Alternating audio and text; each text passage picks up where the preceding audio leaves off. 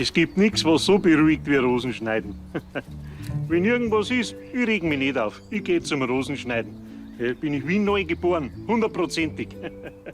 Da kann sein, was will. Ja. Ich reg mich nicht mehr auf. Nein.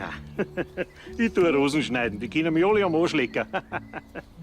Ich habe bei der Bundesbahn gearbeitet, 42 Jahre am Güterbahnhof. Gell? Ich habe Kollegen gesehen, die sind zusammengebrochen. Die haben geweint wie kleine Kinder. Wegen dem Druck, nicht? Wagen 75, fertig machen, der muss nach Lissabon. Ja, wo ist jetzt der Scheißwagen 75? Immer dieser Druck. Der Gruppenleiter, nicht, der hat durchgedreht, der hat uns zusammengeschissen auf 4:30, nicht? Die Kollegen haben alle Magengeschwüre gekriegt, gell? Und ich hab Rosen geschnitten, gell?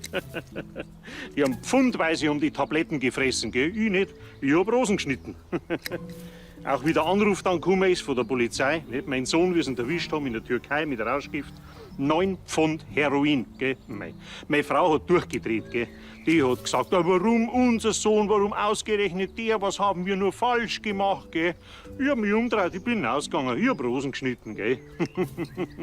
Auch wie der Unfall dann war, gell, von meinem Bruder mit seinen 2 kleinen Kindern, meine Nichte, mein Neffe, nicht? Wie er das besoffene Arschloch Vorfahrt genommen hat.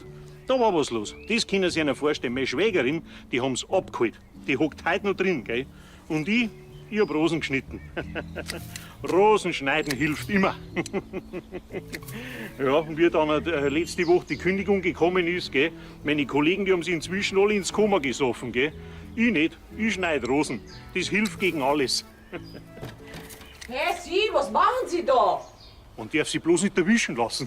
Na, bleibst da, Sie Penner! Ich glaub, ich spinnt den anderen Schau. Da bleiben, haben Sie Tomaten